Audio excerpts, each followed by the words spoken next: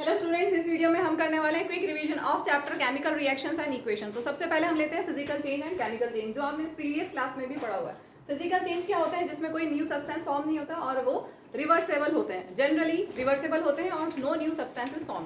Chemical change में just इसका उल्टा होगा, new substances will be form, ठीक है, और वो इरिवर्सेबल होंगे, आप उनको रिवर्स बैक नहीं कर सकते, ठीक है। इसी पे एक क्वेश्चन मैंने लिया है असर्शन रीजन का। Tearing of paper is a physical change although it can not be reversed. Video को पॉज करके एक बार ट्राई जरूर कीजिएगा। Reason, chemical change is a reaction involving changes in chemical properties और composition resulting in the formation of a new substance. बताओ क्या होना चाहिए। देखिए, असर्शन रीजन में जो चार ऑप्शंस होते हैं वो मैं एक बार रीड कर देती हूँ। पूरे वीडियो में हम वही यूज करेंगे और वही जनरली वही रहता है असर्शन रीजन में। ए होता है both assertion and reason are true and reason R is a correct explanation of A. B होता है both A and R true and A reason is not correct explanation of assertion. C होता है A is true, B is R is false, reason is false, और D होता है A is false but R is true।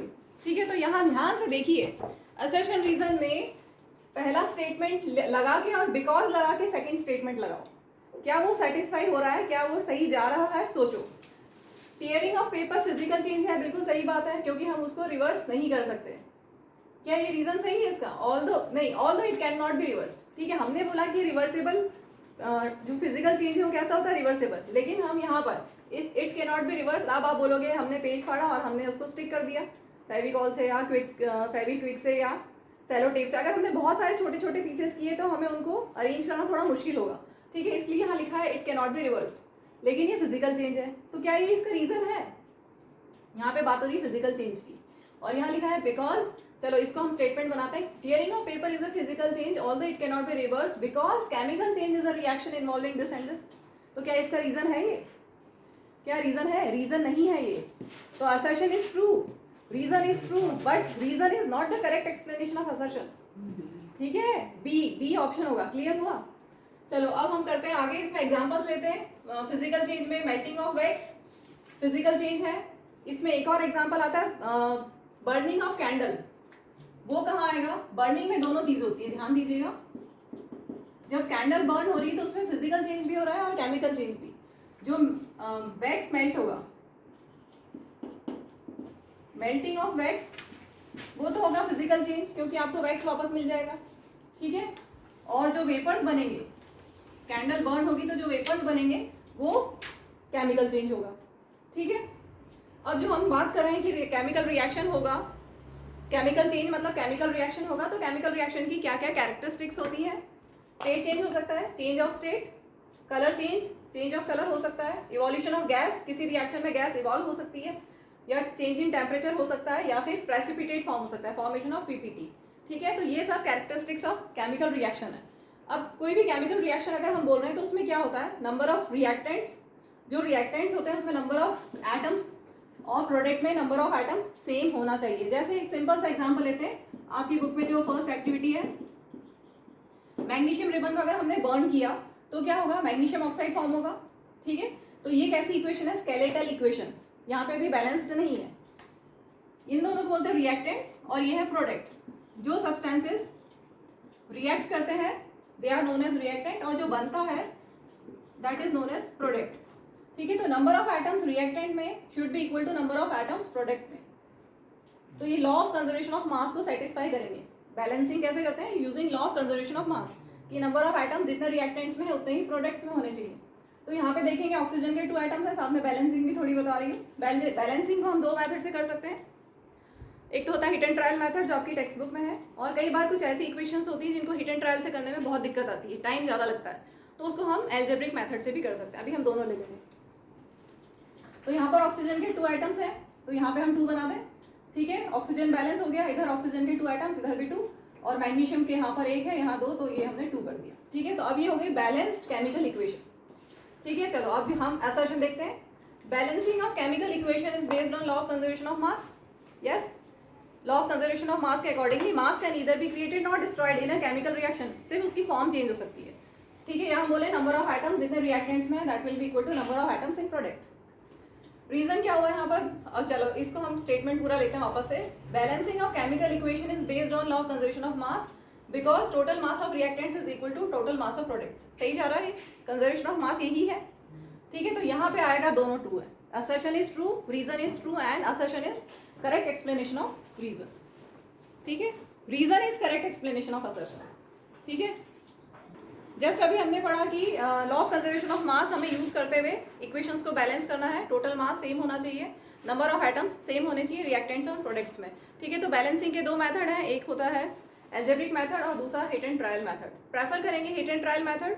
अगर hit and trial से नहीं हो रहा, टाइम ज़्यादा लग रहा है, तो आप एल्जेब्रिक मेथड से करें, उससे 100% आपका आंसर आ जाएगा। और अगर आपकी मैथ्स बहुत अच्छी है तो आप सीधे हिट एंड ट्रायल लगा दो, फटाफट हो जाता है।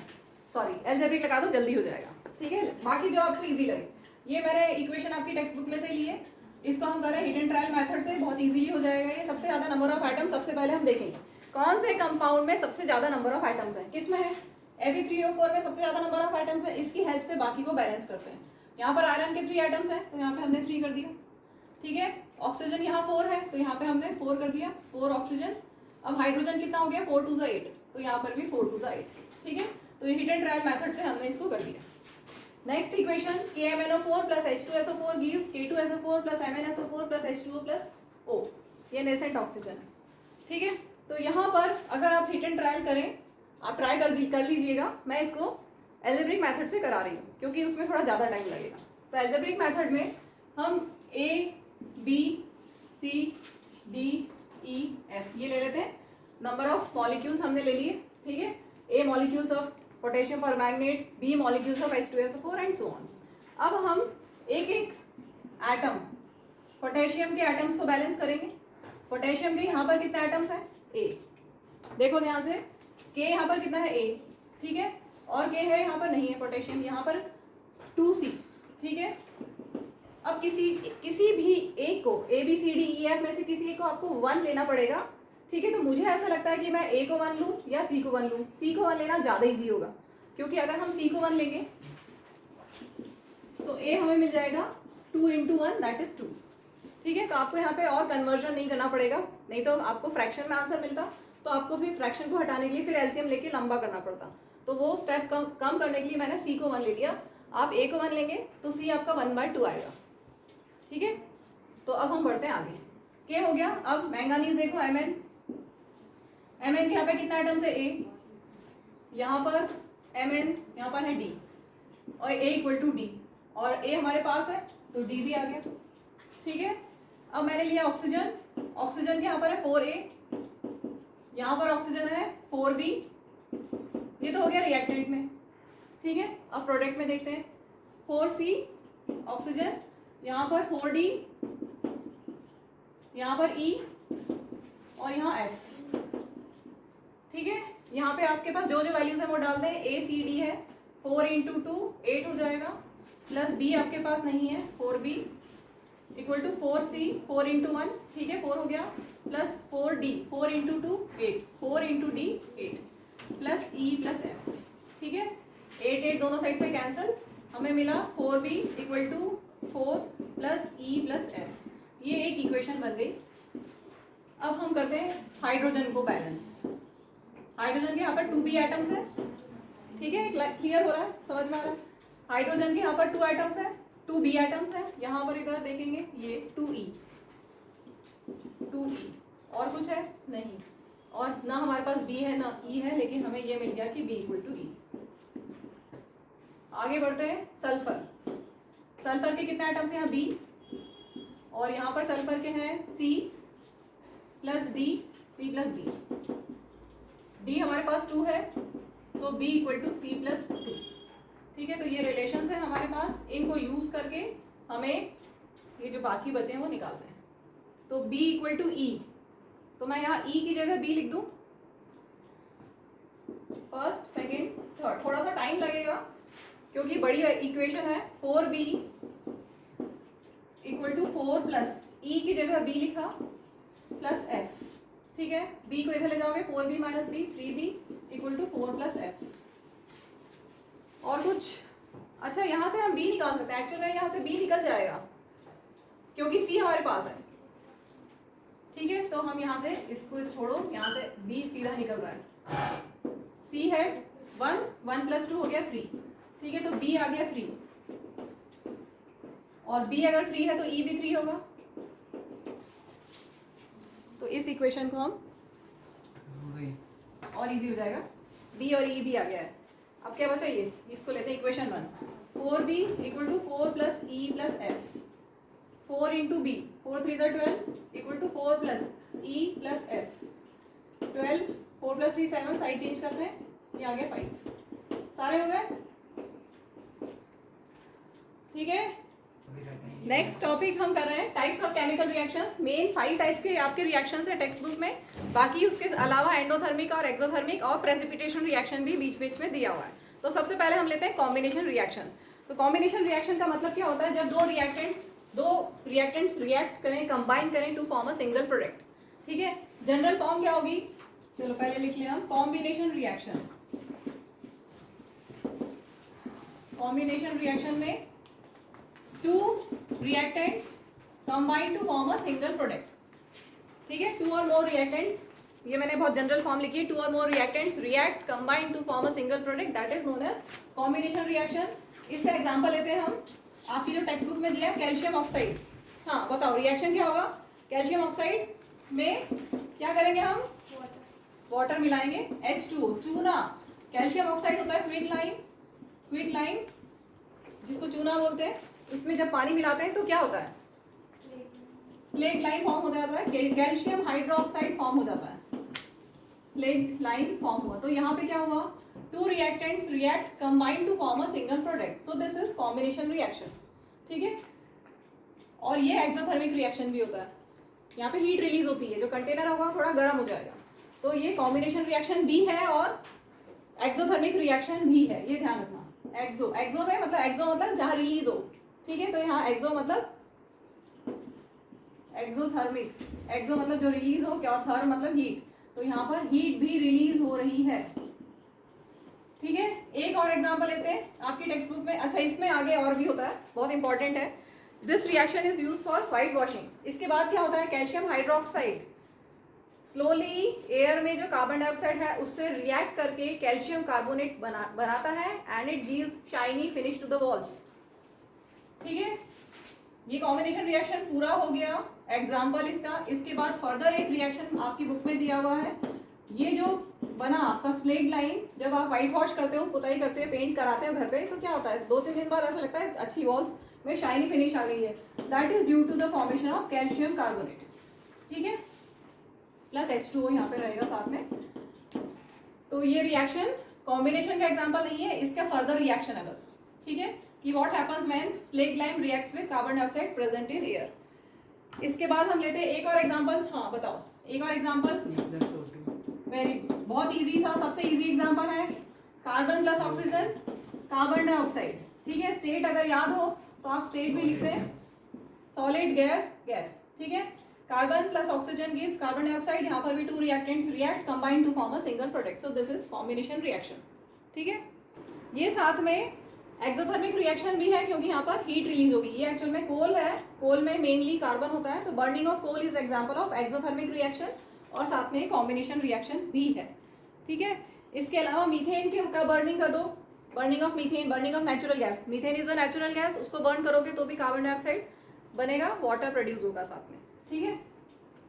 तो वह एक्सोथर्मिक रिएक्शन का एग्जांपल होगा। और रेस्पिरेशन भी एक्सोथर्मिक रिएक्शन का एग्जांपल है। चलिए अब हम करते हैं सेकंड टाइप का रिएक्शन, डीकंपोजिशन रिएक्शन।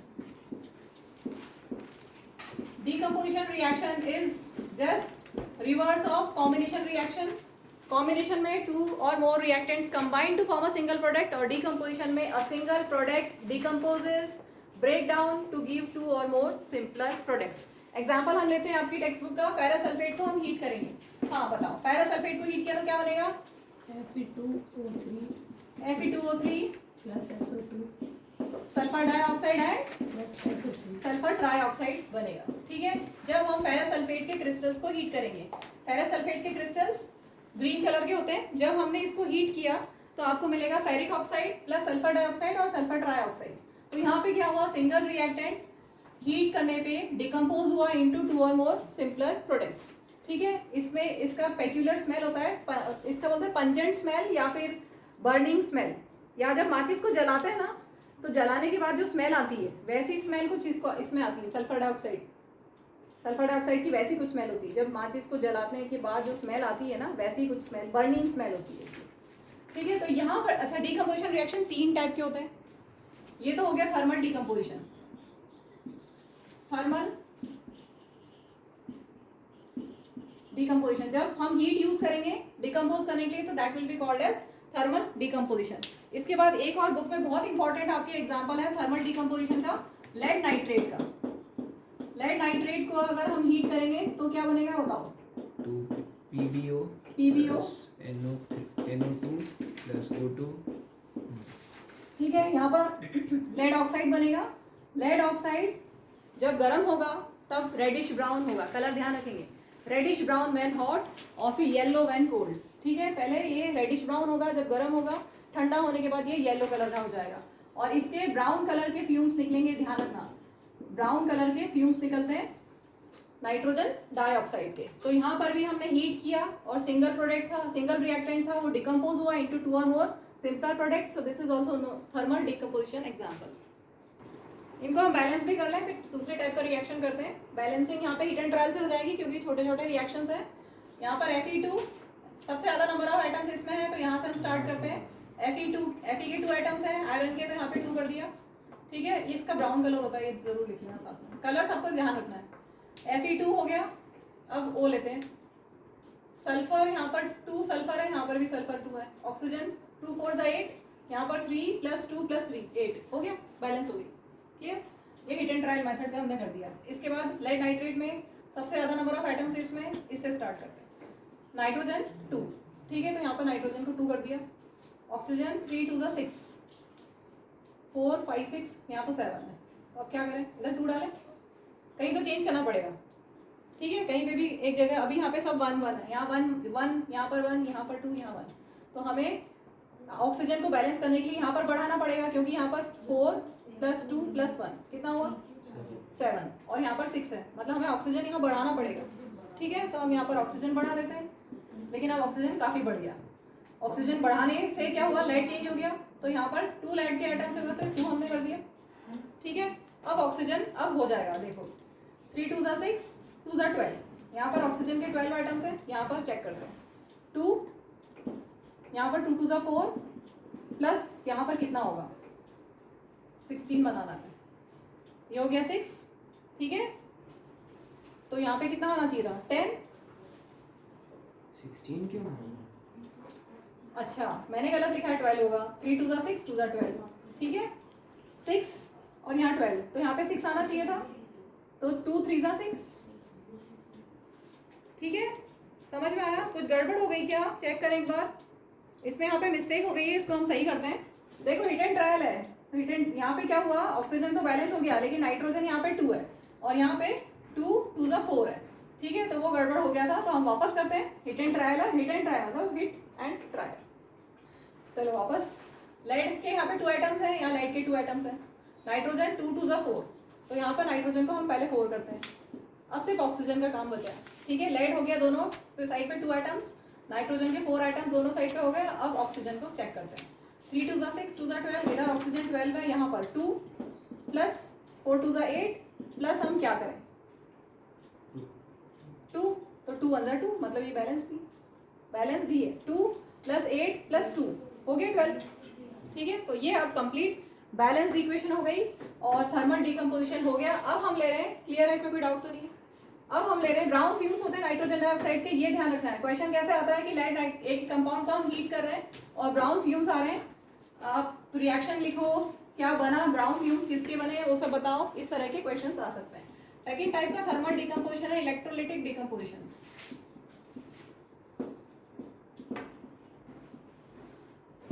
जिसमें हम इलेक्ट्रिसिटी पास करेंगे। Electricity that is also known as, जो आपकी टेक्स्ट बुक में है वो है इलेक्ट्रोलिसिस ऑफ वाटर का एग्जांपल आपकी टेक्स्ट बुक में है। वाटर में हम इलेक्ट्रिसिटी पास करेंगे तो क्या होगा, ये डिकम्पोज हो जाएगा into hydrogen gas and oxygen gas. ठीक है, वाटर में जब हमने इलेक्ट्रिसिटी पास की, पूरा सेटअप है, वोल्टामीटर में हम 2 टेस्ट ट्यूब्स लेंगे जिनमें हम ग्रेफाइट रॉड्स, कार्बन रॉड्स लगाएंगे, पूरी डिटेल में हमने करा हुआ है एक्टिविटी 1.7। ठीक है, तो इसमें आप देखोगे एक टेस्ट ट्यूब में, दोनों टेस्ट ट्यूब में बबल्स दिखाई देंगे। एक टेस्ट ट्यूब में हाइड्रोजन गैस के बबल्स होंगे और एक टेस्ट ट्यूब में ऑक्सीजन गैस के बबल्स होंगे।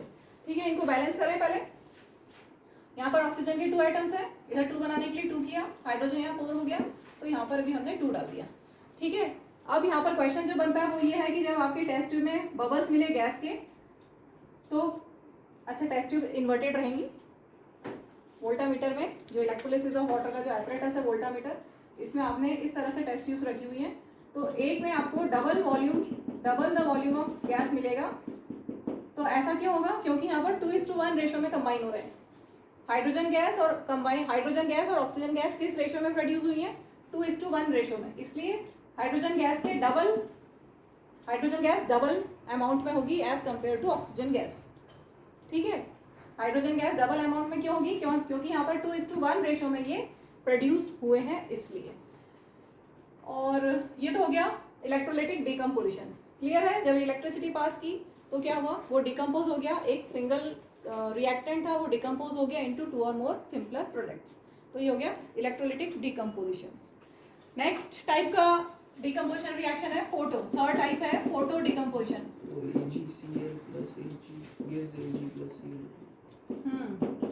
Photo means light. तो लाइट की प्रेजेंस में सब्सटेंस डिकम्पोज होगा। हाँ, क्या रिएक्शन होगा? AgCl is Ag plus Cl। Silver chloride को जब हम सनलाइट में रख देंगे, एक चाइना डिश में आपने एक प्लेट में सिल्वर क्लोराइड को रख दिया सनलाइट में कुछ टाइम के लिए, तो क्या होगा? वो डिकम्पोज हो जाएगा, सिल्वर बनेगा और क्लोरीन गैस रिलीज होगी। और ये reaction is used in black and white photography. This reaction is used in black and white photography. Balance कर लें, यहाँ पे क्लोरीन के 2 आइटम्स हैं, तो यहाँ 2 किया, सिल्वर भी 2 हो गया। ठीक है, यहाँ पे हम लिख देंगे सनलाइट। चलिए अब हम करते हैं नेक्स्ट टाइप का, थर्ड टाइप का reaction, displacement reaction. Displacement reaction क्या होता है? जिसमें more reactive element displaces a less reactive element from its compound, that is displacement reaction. तो इसमें इस रिएक्शन को तभी समझ पाओगे जब आपको रिएक्टिविटी सीरीज याद है अच्छे से। तो रिएक्टिविटी सीरीज पहले हम लिख लें, उसको याद करने का तरीका, करीना ने कार मांगी, ऑल्टो जेन फरारी सेंट्रो, फिर भी क्यों मिली सिल्वर ऑडी। ठीक है, potassium, sodium, calcium, magnesium, aluminium, zinc, iron, tin, यहाँ पर आएगा hydrogen, lead, copper, mercury, silver, gold. Hydrogen lead के ऊपर है कि नीचे, इसको चेक करें जरा। नीचे है ना, लेड के नीचे है हाइड्रोजन।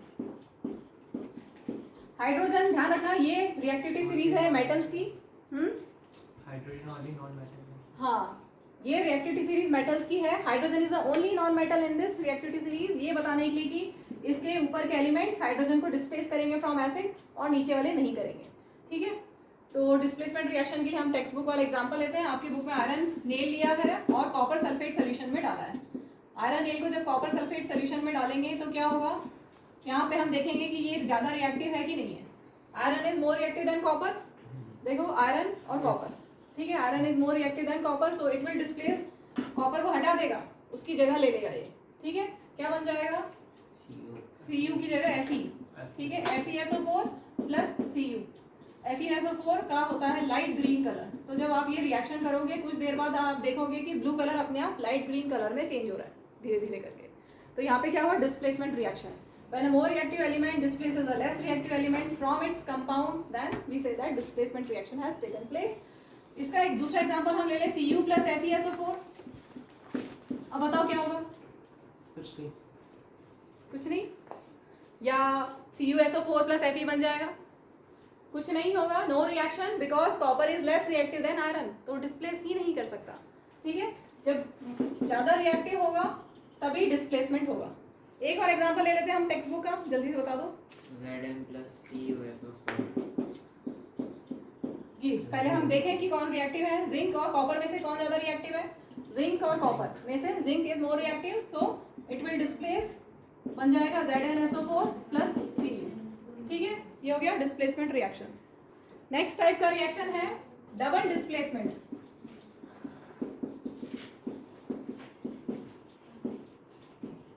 हाँ, इसमें एग्जांपल आपकी टेक्स्ट बुक में जो दिया है बताओ। Na2SO4 sodium sulphate plus BaCl2 barium chloride gives BaSO4 रुक जाओ। देखो यहाँ पर सोडियम सल्फेट और बेरियम क्लोराइड है, इन दोनों को हम आयनिक फॉर्म में लिखें।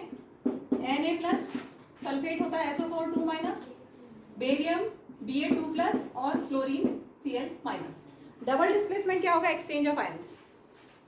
डबल डिस्प्लेसमेंट रिएक्शन में क्या होता है? Exchange of ions takes place. तो ये पॉजिटिव आयन इस नेगेटिव से कंबाइन होगा, क्या बना? NaCl, और ये दोनों कंबाइन होंगे BaSO4 बेरियम सल्फेट। ये होता है प्रेसिपिटेट, वाइट PPT बनता है। ये सभी वाइट कलर के हैं, ये भी वाइट कलर का होता है, ये भी वाइट कलर का होता है, और ये वाइट प्रेसिपिटेट बनता है। And this reaction is also known as precipitation reaction. ठीक है, तो ये डबल डिस्प्लेसमेंट का भी एग्जाम्पल है और प्रेसिपिटेशन रिएक्शन का भी एग्जाम्पल है। क्लियर हो गया? तो क्या होगा? डबल डिस्प्लेसमेंट रिएक्शन में एक्सचेंज ऑफ आयंस हो जाएगा, आयंस में एक्सचेंज हो जाएगा। ठीक है, आयंस में एक्सचेंज होगा और आपको PPT मिलेगा, प्रेसिपिटेट मिलेगा। So this reaction is also known as precipitation reaction. Last type का रिएक्शन है oxidation and reduction reaction, and that is also known as redox reaction. OX से ऑक्सीडेशन, RED से रिडक्शन। तो ऐसा रिएक्शन जिनमें oxidation reduction दोनों हो, they are known as oxidation redox reactions. अब ऑक्सीडेशन में क्या होता है और रिडक्शन में क्या होता है ये देख लें। ऑक्सीडेशन में तीन चीजों में से कुछ भी हो सकता है, वो हम देख लेते हैं क्या क्या है। ऑक्सीडेशन में होगा गेन ऑफ ऑक्सीजन या लॉस ऑफ हाइड्रोजन या लॉस ऑफ इलेक्ट्रॉन। इन तीनों में से कुछ भी हो तो ऑक्सीडेशन होगा। रिडक्शन में जस्ट उसका उल्टा, loss of oxygen, gain of hydrogen या गेन ऑफ इलेक्ट्रॉन। एग्जाम्पल से समझते हैं इसको। हाँ, एग्जाम्पल क्या होगा इसका? CuO plus H2 gives Cu plus H2। CuO copper oxide plus hydrogen, इसको अगर हम हीट करेंगे तो आपको मिलेगा कॉपर प्लस H2O। अब यहाँ देखो ध्यान से, कॉपर ऑक्साइड से बना कॉपर, तो क्या हुआ? ऑक्सीजन का loss, loss of oxygen means reduction, तो यहाँ पर हो रहा है रिडक्शन। और H2 से बना H2O, gain of oxygen, that is oxidation. तो यहाँ पे 4 क्वेश्चन पूछे जाते हैं। Name the substance oxidised, name the substance reduced, name oxidising agent and name reducing agent. तो ऑक्सीडाइजिंग एजेंट मैं शॉर्ट में लिख देती हूँ अभी। Oxidising agent, reducing agent, substance oxidised and substance reduced. तो सबसे पहले कौन सा सब्सटेंस ऑक्सीडाइज हुआ है वो देखते हैं, जिसमें ऑक्सीडेशन हुआ है। अच्छा, ये इन चारों के आंसर क्या होंगे? रिएक्टेंट्स में से होंगे। प्रोडक्ट का, प्रोडक्ट से यहाँ पर कोई काम नहीं, इन चारों आंसर में प्रोडक्ट नहीं आएगा। यहाँ पर हाइड्रोजन ऑक्सीडाइज हुआ है, ठीक है, तो सब्सटेंस कौन सा सब्सटेंस ऑक्सीडाइज हुआ है? हाइड्रोजन। और इसमें हुआ है रिडक्शन, कॉपर ऑक्साइड में रिडक्शन हुआ है, तो सब्सटेंस रिड्यूस कॉपर ऑक्साइड। अब ऑक्सीडाइजिंग एजेंट कौन होगा? जिसने रिड्यूस, जिसने ऑक्सीडाइज किया है। हाइड्रोजन को किसने ऑक्सीडाइज किया है? CuO ने ऑक्सीडाइज किया है, तो ये ऑक्सीडाइजिंग, हाइड्रोजन को किसने ऑक्सीडाइज किया? इसने, तो ये ऑक्सीडाइजिंग एजेंट हुआ।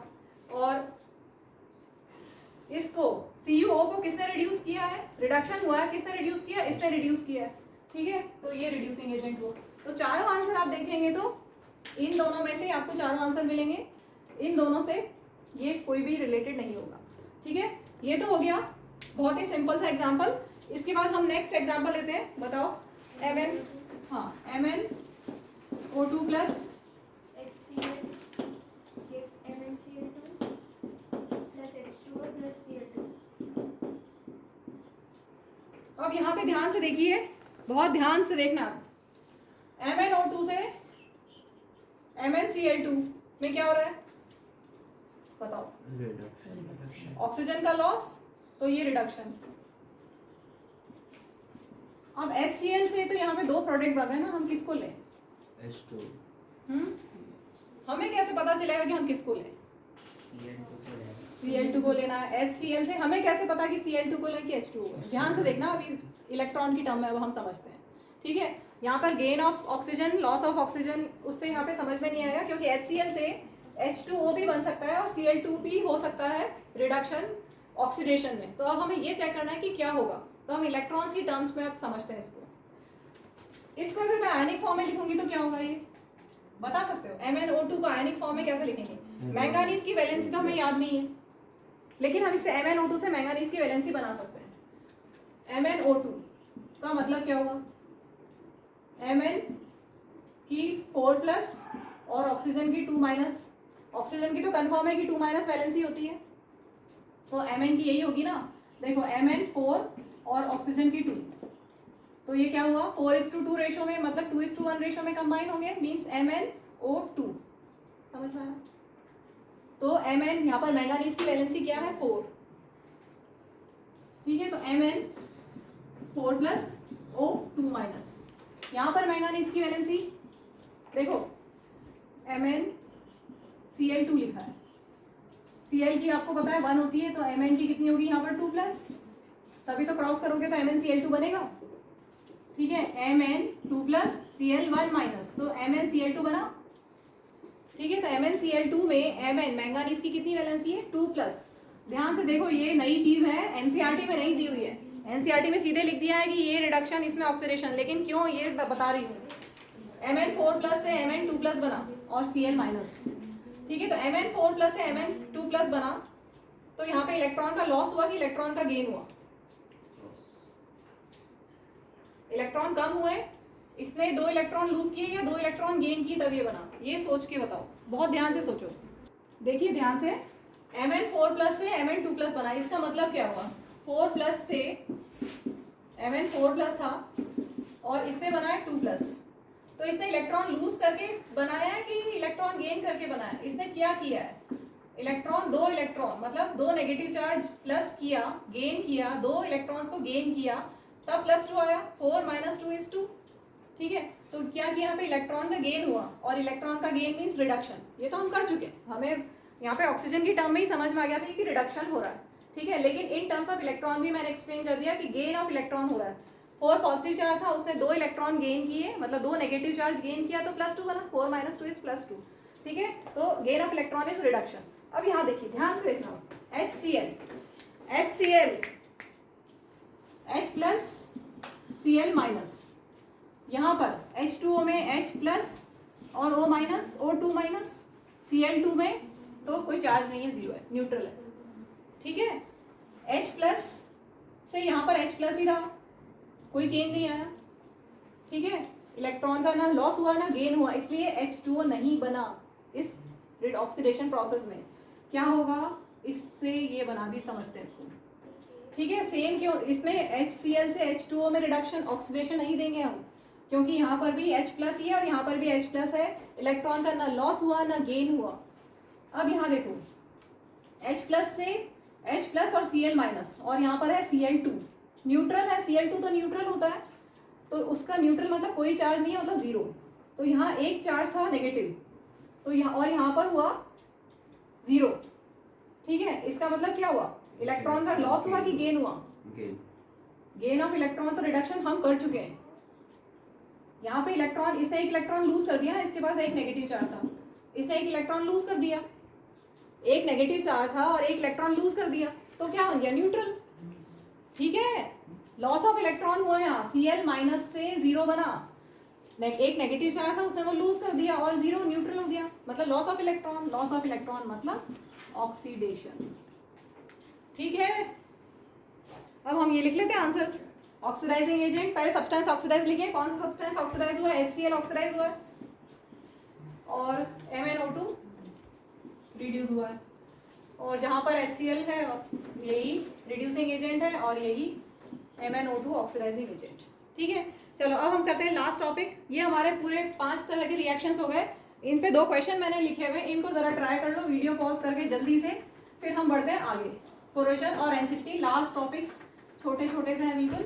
फर्स्ट करते हैं identify the type of reaction. हमने सारे रिएक्शंस पढ़ लिए, combination, decomposition, displacement, double displacement, redox, इसके अलावा प्रेसिपिटेशन रिएक्शन, एक्सोथर्मिक और एंडोथर्मिक रिएक्शन। एक्सो में हीट रिलीज होगी, एंडो में हीट एब्जॉर्ब होगी, प्रेसिपिटेशन में प्रेसिपिटेट फॉर्म होगा, बाकी सब समझा दिए। Identify the type of reaction. Fe plus CuSO4 give Cu plus FeSO4। Redox है, एसिड बेस रिएक्शन है, डिस्प्लेसमेंट है, या both A and B। Try करें जल्दी से। हाँ हो गया ट्राई, सबने कर लिया। देखो F ऐसे तो दिखने में आप बता ही सकते हो iron is more reactive than copper, तो आयरन विल डिस्प्लेस कॉपर, तो FeSO4 बन जाएगी। रिएक्शन अभी हमने किया था, ब्लू कलर सॉल्यूशन था, वो ग्रीन कलर में चेंज हो जाएगा कुछ देर बाद। तो क्या हुआ, डिस्प्लेसमेंट रिएक्शन तो हुआ। जब भी ऑप्शन में both A and B type का हो तो ज़रूर से और भी ट्राई कर लो कि दूसरा क्या है। दूसरे में यहाँ पर A और B लिखा है, A एंड B, तो डिस्प्लेसमेंट तो कंफर्म है। ठीक है, डिस्प्लेसमेंट रिएक्शन मतलब more reactive element displaces a less reactive element from its compound. अब रिडॉक्स अभी जस्ट हमने पढ़ा, रिडॉक्स में क्या था, इसको फिर से लिखे हम, Fe plus CuSO4 gives Cu plus FeSO4। मैं इसमें दोनों सेंस में समझा देती हूँ। देखो Fe से FeSO4 बना, gain of oxygen, gain of oxygen means oxidation, और CuSO4 से Cu बना, loss of oxygen means reduction. इसको हम इलेक्ट्रॉन्स की टर्म में भी समझ लेते हैं ताकि आपको अच्छे से इलेक्ट्रॉन वाला भी रिवीजन हो जाए। यहाँ पर आयरन कैसा है, न्यूट्रल। यहाँ पर आयरन कैसा है, Fe2 प्लस। ठीक है, इसको हमने आयनिक फॉर्म में लिख दिया, तो यहाँ पर आयरन के पास है 2 प्लस, तो 0 से 2 प्लस हुआ, तो इलेक्ट्रॉन का लॉस हुआ कि गेन हुआ। मैथ्स वाला गेन नहीं, केमिस्ट्री वाला गेन समझेंगे हम। केमिस्ट्री वाला गेन में जस्ट उल्टा होता है, अगर 0 से +2 हुआ है इसका मतलब लॉस ऑफ इलेक्ट्रॉन हुआ है। ठीक है, और लॉस ऑफ इलेक्ट्रॉन क्या होता है, ऑक्सीडेशन। ठीक है, इसने 2 इलेक्ट्रॉन लूज कर दिए तो ये Fe2 प्लस बन गया। ठीक है, मैथ्स में उल्टा होता है, हम गेन बोलते हैं, गेन का मतलब बोलते हैं प्लस, लेकिन केमिस्ट्री में हम उल्टा याद रखेंगे तो जल्दी समझ में आएगा। तो लॉस ऑफ इलेक्ट्रॉन हुआ, ठीक है, +2, 0 से +2 बना मतलब loss of electron, loss of electron means oxidation. यहाँ पे देखिए copper sulphate, Cu2 plus SO4 2 minus, और यहाँ पर कॉपर न्यूट्रल, तो 2 प्लस से 0 बना, मतलब क्या हुआ, इलेक्ट्रॉन गेन किए से 2 प्लस था, इसने 2 इलेक्ट्रॉन गेन कर लिए, मतलब 2 नेगेटिव चार्ज लिया, तभी तो ये न्यूट्रल हुआ। ठीक है, तो क्या हो गया, रिडक्शन हो गया। ठीक है, अब हम लास्ट टॉपिक लेते हैं, कोरोजन एंड रेंसिडिटी। अच्छा ये बचा अभी, AgNO3 plus NaCl gives AgCl plus NaNO3। यहाँ पे क्या हुआ, Ag प्लस NO3 माइनस था, Na प्लस Cl माइनस था। ठीक है, AgNO3 को हम लिख सकते हैं Ag plus NO3 minus ionic form में, NaCl को हम लिख सकते हैं आयनिक फॉर्म में Na प्लस Cl माइनस।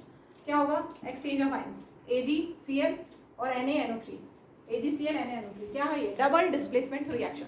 ठीक है, चलो कोरोजन क्या है, metals get attacked by air, moisture and acids. ठीक है, एयर की प्रेजेंस में, मॉइस्चर की प्रेजेंस में या एसिड की वजह से अगर मेटल खराब हो जाए तो हम बोलेंगे कोरोजन हुआ। इसमें आपकी बुक में जो एग्जांपल्स हैं, सबसे पहले आयरन का, आयरन Fe2O3.XH2, ये बनता है hydrated iron oxide, hydrated ferric oxide बनता है जब आयरन की रस्टिंग होती है। Corrosion of iron is also known as rusting. ठीक है, आयरन के लिए पर्टिकुलर टर्म है रस्ट, रस्ट बनती है hydrated ferric oxide, hydrated ferric oxide होती है रस्ट। ठीक है, आयरन में जंग लग जाता है in the presence of air और मॉइस्चर, दोनों चाहिए, ऑक्सीडेशन। ठीक है, यहाँ पर ऑक्सीडाइज होगा एयर और मॉइस्चर दोनों की प्रेजेंस में। इसके बाद था सिल्वर, सिल्वर सिल्वर सल्फाइड बनता है, सिल्वर सल्फाइड बनाता है। ठीक है, in the presence of polluted air, H2S जब अगर हो एयर में तो उससे सिल्वर रिएक्ट करके सिल्वर सल्फाइड बनाता है और ब्लैक कलर की कोटिंग देता है। ये ब्राउनिश कोटिंग है, रेडिश ब्राउन कोटिंग, और ये होती है ब्लैक कोटिंग। इसके बाद कॉपर का आपकी बुक में दिया है, copper CuCO3.CuOH twice, copper carbonate hydroxide, ये होती है ग्रीन कलर की कोटिंग। ठीक है, तो इन सब का, ये सब मेटल्स में कोरोजन होता है। इसके बाद है rancidity. Rancidity means oxidation of food items containing oil and fat. ऐसे फूड आइटम जिनमें फैट या ऑयल है वो खराब हो जाते हैं, उनकी स्मेल और टेस्ट खराब हो जाता है, उन्हीं को हम बोलते हैं, हमने बोला कि वो रेंसिड हो गए, वो खराब हो गए मीन्स वो रेंसिड हो गए। रेंसिडिटी को प्रिवेंट करने के लिए हम क्या क्या करते हैं, कैसे, एयर टाइट कंटेनर्स में रखते हैं, रेफ्रिजरेट कर सकते हैं, और फ्लश विद नाइट्रोजन गैस। जैसे आप जो चिप्स लेते हैं मार्केट से, अंकल चिप्स, कुरकुरे वगैरह, तो they are flush with nitrogen gas to prevent oxidation of food, ठीक है।